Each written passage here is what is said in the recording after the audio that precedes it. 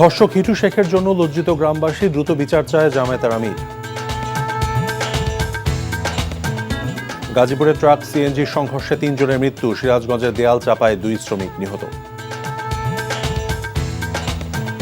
৬ বছরেও রাঙামাটি জেনারেল হাসপাতালে ২৫০ শয্যা বিশিষ্ট নতুন ভবনটি চালু হয়নি।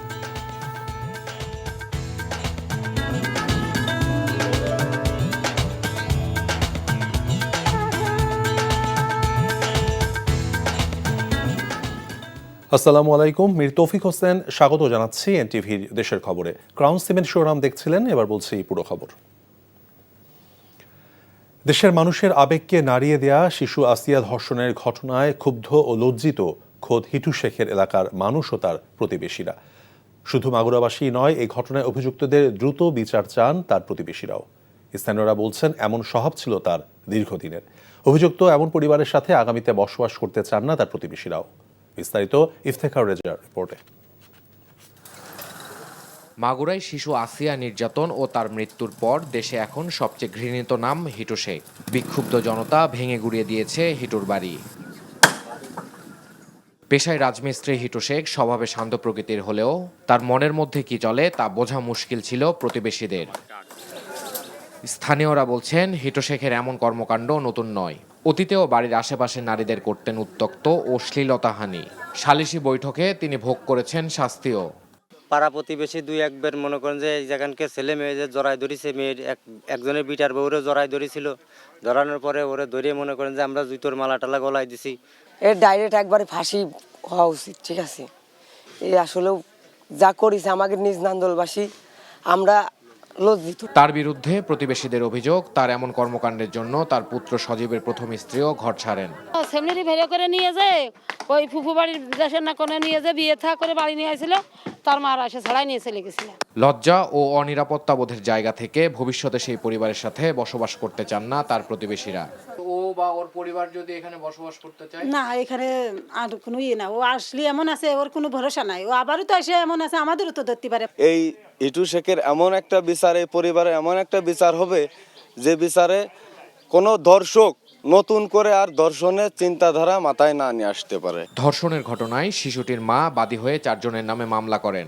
ধর্ষণের অভিযোগে শিশুটির ভগ্নিপতি সজীব, সজীবের ভাই রাতুল, তাদের বাবা হিটু শেখ ও মা জাবেদা বেগমকে গ্রেপ্তার করে পুলিশ।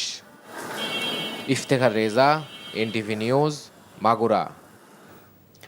দ্রুত আসিয়া ধর্ষণে দৃষ্টান্তমূলক শাস্তি কার্যকর করতে হবে বলে জানিয়েছেন জামায়াতের আমির ডক্টর শফিকুর রহমান। সকালে মাগুরা শ্রীপুরে শিশু আসিয়ার কবর জিয়ারত শেষে তিনি কথা বলেন। জামায়াতের আমির বলেছেন, দ্রুত সময়ের মধ্যে ধর্ষকদের বিচার কার্যকর দেখতে চায় দেশবাসী। বলেন, ঘরে ঘরে নৈরাজ্য এবং অপসংস্কৃতি সমাজে ছড়িয়ে পড়েছে, নোংরা অশ্লীল সংস্কৃতির বিস্তার বন্ধ করতে হবে।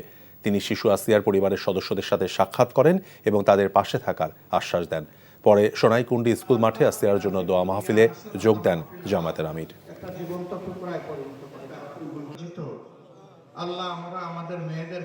আসিয়ার হত্যাকারীদের বিচার আমরা অত্যন্ত দ্রুত দেখতে চাই এবং বিচার কার্যকর হয়েছে, শাস্তি এটাও আমরা দেখতে চাই। তাহলে হয়তো এই পরিবার একটু মানসিক সান্ত্বনা পাবে, দেশবাসী একটা সান্ত্বনা পাবে এবং এই রকম যারা লম্পট তারা ভবিষ্যতে এখান থেকে শিক্ষা নিয়ে সতর্ক হবে। সংস্কারের নামে নির্বাচনকে বিলম্বিত করার সুযোগ দেওয়া হবে না বলে মন্তব্য করেন বিএনপির ভাইস চেয়ারম্যান আসাদুজ্জামান রিপন। দুপুরে ফরিদপুরের আম্বিকা মেমোরিয়াল হলে বিভাগীয় বিএনপির বর্ধিত সভায় এসব কথা বলেন তিনি। এ সময় তিনি আরও বলেন, জাতীয় নির্বাচন 18 মাসের ভেতরে হতে হবে। এ সময় বিএনপি চেয়ারপারসনের উপদেষ্টা আলহাজ জহিরুল হক শাহজাদা মিয়া, সাংগঠনিক সম্পাদক শামা ওবায়দ ইসলাম সহ ফরিদপুরের বিভাগীয় বিএনপির কেন্দ্রীয় এবং স্থানীয় নেতারা উপস্থিত ছিলেন। গাজীপুরে কালিয়াকৈরে ট্রাকের সাথে সিএনজির মুখোমুখি সংঘর্ষে এক নারী সহ 3 জন নিহত হয়েছেন। প্রত্যক্ষদর্শী এবং পুলিশ জানায়, সকালে শ্রীপুরের মাওনা চৌরাস্তা থেকে একটি সিএনজি অটোরিকশা যাত্রী নিয়ে কালিয়াকৈরের উদ্দেশ্যে রওনা দেয়। সিএনজিটি মাওনা কালিয়াকৈর আঞ্চলিক সড়কের নামশুলাই এলাকায় পৌঁছালে বিপরীতমুখী ট্রাকের সাথে মুখোমুখি সংঘর্ষ হয়। এতে সিএনজির সামনের অংশ দুমড়ে মুচড়ে যায়। ঘটনাস্থলেই সিএনজি চালক ওবায়দুল সহ 3 জন নিহত হয়। গুরুতর আহত হন 1 জন। এদিকে মুন্সিগঞ্জের সিরাজদিখানে গাড়ির চাপায় 1 জন নিহত হয়েছে। অপরদিকে সকালে সিরাজগঞ্জের দেয়াল চাপা পড়ে 2 জন নির্মাণ শ্রমিক নিহত হয়েছে। আহত হয়েছে আরও 3 জন। ছিনতাইয়ে ব্যর্থ হয়ে গাজীপুরের শ্রীপুরে গার্মেন্টস কর্মী রেজাউলকে হত্যা করা হয়েছে। এই ঘটনায় 3 জনকে গ্রেফতার করেছে পুলিশ। দুপুর এক ব্রিফিংয়ে শ্রীপুর থানার ভারপ্রাপ্ত কর্মকর্তা জয়নাল আবেদিন মণ্ডল এ তথ্য জানান।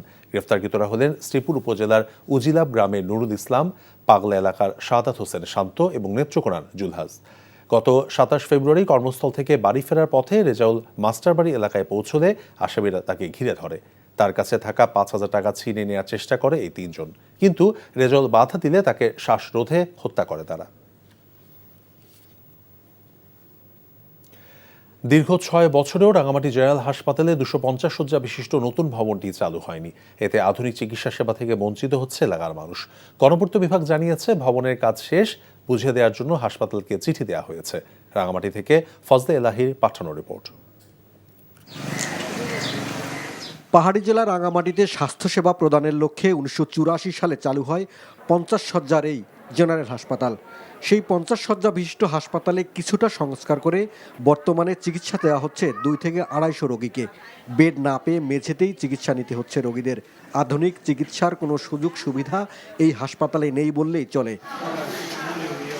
2019 সালে অত্যাধুনিক চিকিৎসা সুবিধা দেওয়ার প্রতিশ্রুতি দিয়ে বর্তমান ভবনের পাশেই নির্মাণ শুরু হয় 11 তলা বিশিষ্ট 250 শয্যার নতুন ভবনের। 2023 সালে 6 তলা ভবনের কাজ শেষে নতুন ভবনের কার্যক্রম শুরুর কথা থাকলেও আজও চিকিৎসা সেবা শুরু হয়নি।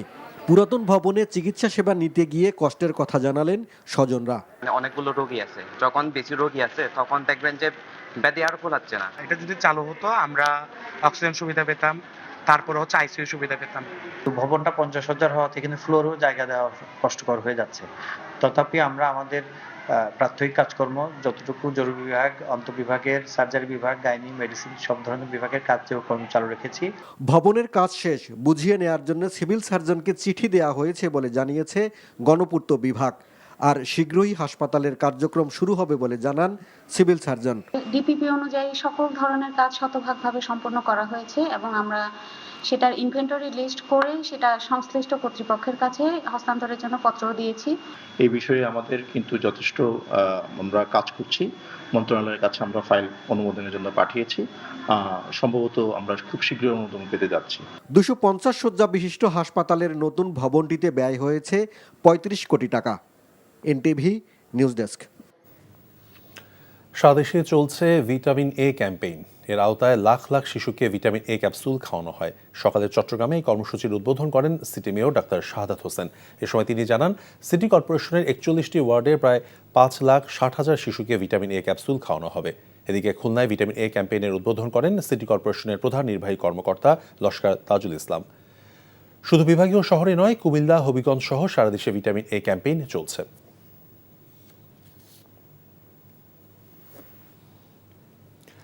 সাভারে এক দুবাই প্রবাসীকে অপহরণের পর মুক্তিপণ আদায়কালে নারীসহ 3 জনকে আটক করেছে পুলিশ। সাভার মডেল থানার ভারপ্রাপ্ত কর্মকর্তা মোহাম্মদ জুয়েল মিয়া জানান, সকালে সাভারের ব্যাংকটাউন এলাকায় অপহৃত প্রবাসীকে উদ্ধার এবং অপহরণে জড়িত থাকার অভিযোগে 3 জনকে গ্রেফতার করা হয়েছে। গ্রেফতারকৃতরা হচ্ছে মারুফ হোসেন, আরিফ হোসেন ও লাভলি আক্তার।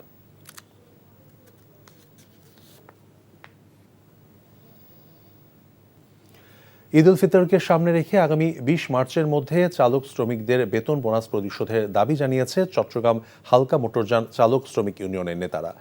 সকালে চট্টগ্রাম প্রেস ক্লাবের সামনে মানববন্ধন কর্মসূচি থেকে এই দাবি জানানো হয়। এ সময় বক্তারা বলেছেন, সড়কে যানবাহন চলাচলে পুলিশি হয়রানি চলছে, বিভিন্ন অজুহাতে মামলা দেওয়ার বাণিজ্য চলছে।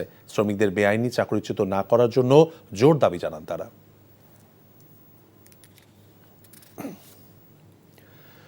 পাবনার আটঘরিয়ায় 2 এতিম এবং অসহায় শিশুর দায়িত্ব নিলেন বিএনপির ভারপ্রাপ্ত চেয়ারম্যান তারেক রহমান। সকালে আটঘরিয়ায় চাঁদভাই ইউনিয়নের সঞ্জয়পুরে আমরা বিএনপি পরিবারের পক্ষ থেকে তাদের হাতে অনুদান তুলে দেওয়া হয়। সে সঙ্গে ধারাবাহিকভাবে মাসিক সাহায্যের প্রতিশ্রুতি দেওয়া হয়। এর আগে সামাজিক যোগাযোগ মাধ্যমে অসহায় 2 শিশুর মানবেতর জীবনের ভিডিও দেখেন বিএনপির ভারপ্রাপ্ত চেয়ারম্যান তারেক রহমান।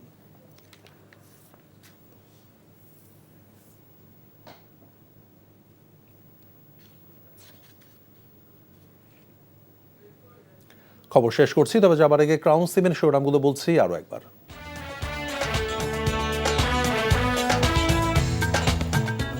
ধর্ষক হিটু শেখের জন্য লজ্জিত গ্রামবাসী, দ্রুত বিচার চায় জামায়াতের আমির। গাজীপুরের ট্রাক সিএনজির সংঘর্ষে 3 জনের মৃত্যু, সিরাজগঞ্জের দেয়াল চাপায় 2 শ্রমিক নিহত। 6 বছরেও রাঙামাটি জেনারেল হাসপাতালে 250 শয্যা বিশিষ্ট নতুন ভবনটি চালু হয়নি। এই ছিল দেশের খবরে। এই খবরের ভিডিও সহ আপডেট জানতে ভিজিট করুন এনটিভি অনলাইন www.ntvbd.com। এছাড়াও এনটিভির জনপ্রিয় সব অনুষ্ঠান এবং খবরের আপডেট জানতে ভিজিট করুন আমাদের ইউটিউব এবং ভেরিফাইড ফেসবুক পেজ। ধন্যবাদ সবাইকে।